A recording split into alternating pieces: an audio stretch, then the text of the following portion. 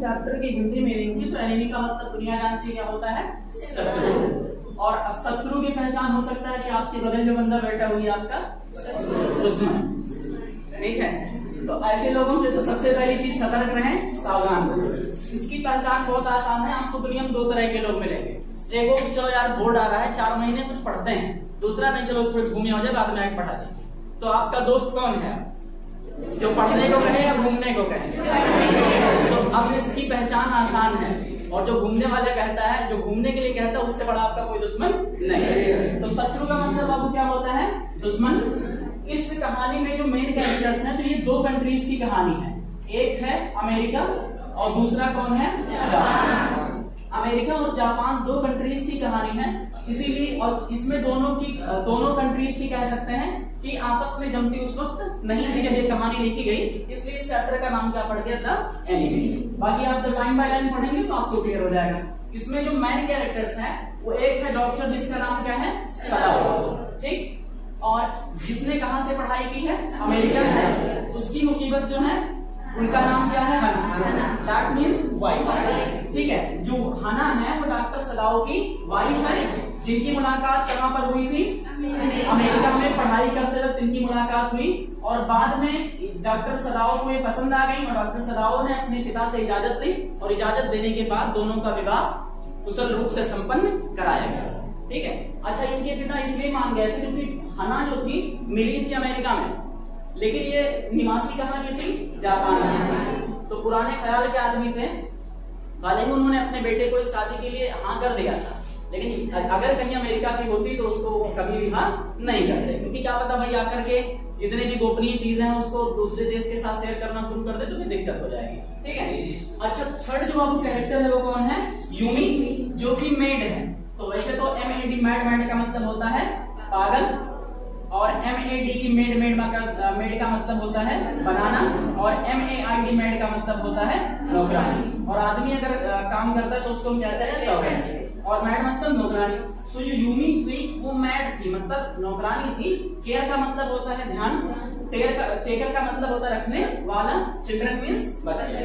तो जो यूमी थी वो डॉक्टर सदाओ के घर पर नौकरानी थी और साथ ही साथ बच्चों का भी देखभाल करती थी। नेक्स्ट कैरेक्टर है जनरल। जनरल समझते हैं जो किसी भी सेना का जो मुख्य होता है उसको जनरल कहते हैं, हिंदी में इनको कप्तान कहा जाता है।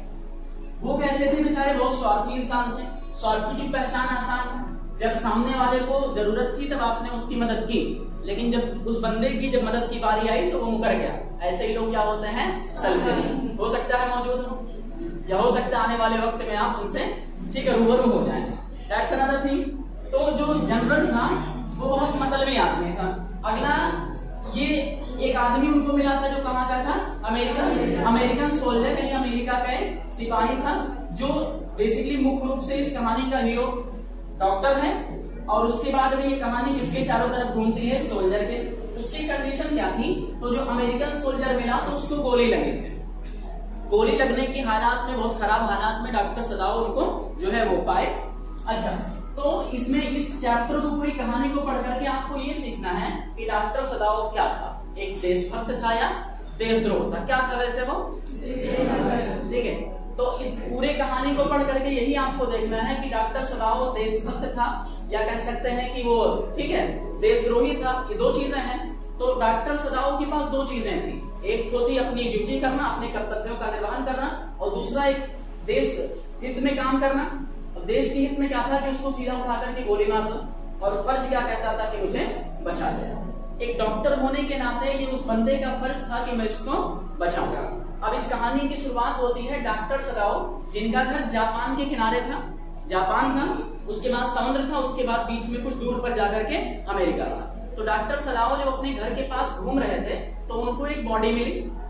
वो बॉडी किसकी थी, अमेरिकन सोल्जर की थी।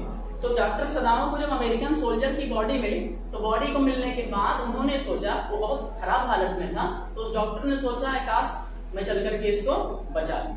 लेकिन मैंने देखा तो जो बंदा था वो अमेरिका का था और अमेरिका से हमारा जंग चल रहा था, हम उसको ला करके बचा नहीं सकते। लेकिन एक डॉक्टर होने के नाते उसका फर्ज याद आ रहा था, उसकी अपनी ड्यूटी याद आ रही थी कि मैं उसको बचाऊं। दुनिया में किसी भी लायक अगर कोई इंसान बनता है, चाहे वो डॉक्टर बने, चाहे इंजीनियर बने, या किसी भी क्वालिफाइड एंगल पर जब काम करता है तो उसको शपथ दिलाई जाती है। यहाँ तक कि जब प्रधान बनते हैं, मुख्यमंत्री बनते हैं, प्रधानमंत्री बनते हैं तो उनको भी एक शपथ दिलाई जाती है। मगर अफसोस कि वो कसम वहीं खाते हैं और वहीं दम तोड़ जाते हैं। अगर पूरी ईमानदारी से कोई शपथ पर सिर्फ अगर पालन कर ले तो जिंदगी में भ्रष्ट, जैसे मान लो कोई पुलिस वाला ऐसा है जो चालान या कह सकते हैं फर्जी पैसा वसूल करता हो, करता है या नहीं करता है, तो फिर उनका कसम कहाँ गया? तोड़े कसम की नहीं तोड़े। अगर वो पूरी ईमानदारी से रहे तो शायद मैक्सिमम प्रॉब्लम्स उनकी सॉल्व हो जाए, मगर अफसोस कि ऐसा देखने को नहीं मिलता है। तो डॉक्टर सदाव ने जब उसको पाया तो उसने अपनी नौकरानी को बोला, यूमी को, कहा ऐसा है लाओ उसकी जान बचाते हैं, लाओ तो मेरी मदद कर दो और मेरी जान इसकी जो सोल्जर है उसकी जान बच जाए। यूमी ने कहा नहीं साहब मैं ऐसा नहीं कर सकती क्योंकि अमेरिका का है, ये गद्दार है, अपने देश का ये नहीं है, हम मदद नहीं कर सकते इसका। तो इस बात को सुन करके जो डॉक्टर था उसको बड़ा गुस्सा आया। कहा डॉक्टर तू बात जाबो तो बाद में तू ही फंस जाबो, तो देशद्रोह हो जाबो, हमरे गुना के पे। तो ऐसा कहा ठीक है तुमको नहीं करना ना, चुपचाप बोरिया बिस्तर उठाओ, इससे निकल, ठीक है, जितनी तुम्हारी लिमिट है उससे ज्यादा मुझे एडवाइस देने की जरूरत नहीं है।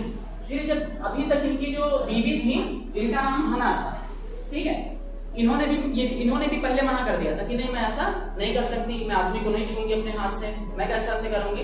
लेकिन जब इनको भगा दिया गया, बोरिया बिस्तर जब चला गया इनका, तब इनको भी थोड़ा दहशत हो गया कि कहीं ऐसा ना हो मेरे साथ भी ऐसा करते हो, क्यों नहीं करते, ठीक है, क्योंकि इनका जो विवाह था वो लव मैरिज था। दूसरी चीज तो इन्होंने जब इनको यूमी जब वहां से गई तो यूमी ने जाते वक्त क्या कहा कि बच्चों को अगर मेरी याद आए तो मुझे बुला लेना, मतलब ये कि वो जाना नहीं चाहेगी। इस बात को सुनकर के जो हना थी वो सुधर गई बेचारी। उन्होंने उसको नहलाने में मदद किया, साफ करने में। साफ करने के बाद इसको ले गए रूम में शिफ्ट किए। रूम में शिफ्ट करने के बाद इसके ऑपरेशन को परफॉर्म किया गया। किसके ऑपरेशन को? अमेरिकन सोल्जर का ऑपरेशन किया गया। ऑपरेशन करने के बाद इसके शरीर से गोली निकाली गई। गोली निकालने के बाद कई दिन तक इनके कस्टडी में रहा, साथ में रहा। इनको खिलाया पिलाया, इन्होंने इंजेक्शन दिया, पट्टी दिया। घाव इतना ज्यादा था कि पट्टी को बांधने के बाद पट्टी के ऊपर से खून निकलता। मगर ये डॉक्टर था, साइंटिस्ट था और सर्जन था। तीनों में इसने बहुत अहम भूमिका निभाई और अपनी जिंदगी में पढ़ा लिखा और कामयाब हुआ, बहुत सफल डॉक्टर बना। तो उसके बाद किसी भी तरह से प्रयास करके इसने इसकी जान को बचा लिया। डर मुझे इस बात का हमेशा बना रहता था कि अगर मैं पकड़ा जाऊंगा तो मैं गद्दार कहलाऊंगा, क्योंकि आदमी कहाँ का है? अमेरिका का है। तो मेरे जहन में इस बात का डर हमेशा बना रहता था कि पकड़ा गया तो गद्दार कहलाऊंगा। मैं सोचता था मैं क्या करूं, और मुझे अगर ये ख्याल आता कि मैं इसको मार दूं तो उसमें भी मेरी रूह कांप जाती, क्योंकि मैंने भी उसको जिंदगी दी और मैं ही मार देता तो इंसानियत वहीं दम तोड़ देती। फिर मुझे डर बना ही था कि अचानक जो था एक दिन मेरे घर पर मैसेंजर आया। और मैसेज समझते हो, संदेश, और मैसेंजर जो होता है संदेश लाने वाले को हम क्या कहते हैं? मैसेंजर कहते हैं, ठीक है। तो एक दिन मेरे घर पर मैसेंजर आया और मैसेंजर ने कहा आपको किसने बुलाया है? जनरल साहब ने बुलाया। जब वो डॉक्टर जनरल साहब के पास जाता है तो जनरल साहब की बात कुछ सुने बिना और कुछ उनकी सवाल किए बिना अपनी पूरी दास्तान को उठा करके रख देता है कि साहब ऐसा ऐसा मेरे साथ हुआ, वो आदमी को मैंने पाने के बाद मैंने उसको बचा लिया है, मैं क्या करूं? अच्छा, इनको बुलाया किस लिए था? जनरल ने इसलिए बुलाया था क्योंकि जनरल जो था उसकी तबीयत खराब थी। अच्छा, मैसेंजर साहब जब किए गए, मतलब जब डॉक्टर साहब गए तो इनको लगा कि जनरल को मेरी बातों का पता चल गया, इसलिए मुझे इन्होंने बुलाया। अच्छा, जनरल का जो इलाज किया करते थे वो डॉक्टर सदाऊ ही किया करते थे, इसलिए इनको बुलाया था कि आओ और मेरा इलाज कर दो। लेकिन जब डॉक्टर साहब पहुंचे तो इतना डरे थे, उनको लग रहा था कि मैं पकड़ा गया हूँ, मुझे सारी चीजें बता देना ही खुद से बेहतर है। सारी चीजों को जब बता चुके तो उनको पता चला कि जनरल को ये बात पता ही नहीं। फिर जनरल क्योंकि पहले से कैसा आदमी था, स्वार्थी इंसान था, उसने कहा कोई बात नहीं, मैं कुछ लोगों को भेज दूंगा, वो मार देंगे, मारने के बाद उसकी बॉडी को भी मैनेज कर लेंगे। मारना आसान है या बॉडी को मैनेज करना? ये दिक्कत की बात है। तो कहा ठीक है कि कुछ आदमी जाएंगे, मेन गेट खोल देना, उसको रूम नंबर 1 या 2 में शिफ्ट कर देना, मेरे आदमी जाएंगे, मार करके उसको खत्म कर देंगे।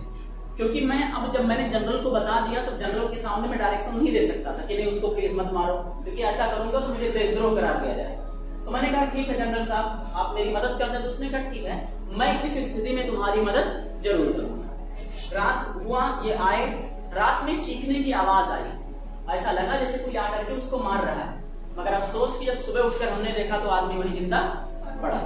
दूसरे दिन फिर यही हुआ, हमने सोचा क्या पता आज वो भूल गए हो, ना भेज पाए हो, दूसरे दिन भेज देंगे, दूसरे दिन हमारा काम हो जाएगा। मगर अफसोस कि दूसरे दिन भी ऐसा कुछ भी नहीं हुआ। ऐसे ही तीसरा दिन बीत गया, तीसरे दिन भी कुछ नहीं हुआ। इन सारे दिनों के बीत जाने के बाद मुझे लगा वो भूल गए। अब क्योंकि पहले से जद्दार इसलिए इसको मतलब सेल्फिश इसलिए कहा गया क्योंकि इस बंदे ने इसकी मदद नहीं की। फिर अगले दिन मैंने क्या किया, उसके लिए टॉर्च लिया, खाना लिया, खाने और टॉर्च को पैक किया और ले जाकर एक टापू पर छोड़ दिया। टापू पर जब मैंने छोड़ा तो कहा ऐसा है कि जब तुम्हें कोई यहाँ से अमेरिका की जहाज आएगी मछुआरों की, उसमें बैठ कर तुम चले जाना, और जब तुम्हें खाना खत्म हो जाए या जहाज अगर ना आए तो मेरे लिए फ्लैश जलाना, मैं फ्लैश को देख करके मैं दोबारा आ जाऊंगा। ये सिलसिला चलता रहा। उस आदमी को इन्होंने बरी कर दिया। बरी करने के बाद उसके साथ क्या हुआ, वो गया कि नहीं गया, अमेरिका पहुंचा कि नहीं पहुंचा, ये कहानी आज भी अधूरी है। इस चैप्टर का बाबू जो पूरा निचोड़ निकल कर ये आया है कि जिंदगी में सबसे पहले आपको आपके कर्तव्य मिलेंगे, बाद में आपको आपका देश मिलेगा। डॉक्टर सदाओ जो था वो भी एक समझदार इंसान होने के नाते सिर्फ उसने अपनी पढ़ाई की, जिंदगी में कामयाब बना, अच्छे माहौल में रहा, समझा। इन समझने के बाद इन दोनों परिस्थितियों की बहुत ही काबिलियत से और बहुत ही अपने वेल डेवलप ब्रेन से इसने इन दोनों मामलों को हैंडल कर लिया। ना देशद्रोह कहलाया और ना ही उसने अपने फर्ज के साथ कोई कोताही की। तो जिंदगी में कभी भी अगर कामयाब बनो तो अपने फर्ज को कभी मत भूलना। आपका जो भी फर्ज है, एक डॉक्टर बने तो ऐसा नहीं कोई दुश्मन आ जाए उसको इंजेक्शन लगा के मार डालो, तो अगर पोस्टमार्टम होगा तो आप भी कातिल करार दे दो। मैं हूँ, आपके घर वालों से मेरी कोई दुश्मनी हो, मैं वो दुश्मनी आप पर उतारूं तो मैं अपने कर्तव्यों के साथ अच्छा नहीं कर रहा हूँ। कोई पुलिस वाला है, वो भी अपने आपके किसी परिवारजन से कोई दिक्कत थी या किसी दूसरे ने इसको कुछ कहा और आप पर ही जबरदस्ती चालान ठोके, तो ये भी कर्तव्यों का निर्वहन नहीं। That's all.